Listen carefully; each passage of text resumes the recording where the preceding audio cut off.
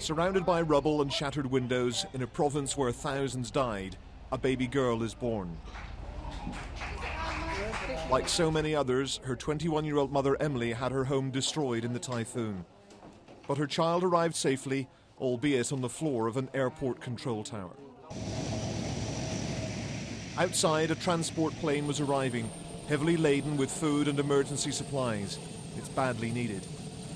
But the plane also provided an escape for many desperate to leave. Priority cases, the sick, the elderly, and those with children.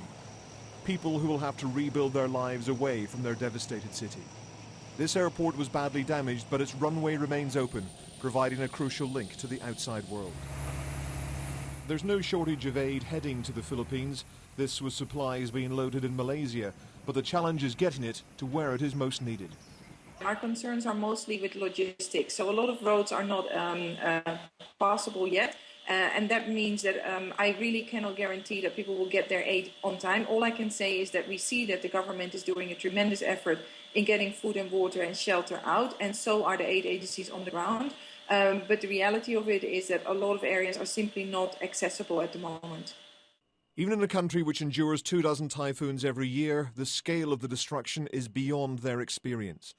Officials say this is the Philippines' worst ever natural disaster.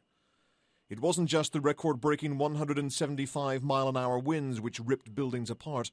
It was the surge of sea water it whipped up, which swept ashore and flattened almost everything in its path. It's impossible to know how many people have been killed. 10,000 may be a conservative estimate. The desperate situation has led to looting in some places. You have to understand that the people here show some, and just a few, some violent actions because they're hungry, because they're thirsty. It's not because they want to harm anybody. Having seen what had happened in the Philippines, China and Vietnam prepared for the worst as Typhoon Haiyan headed their way.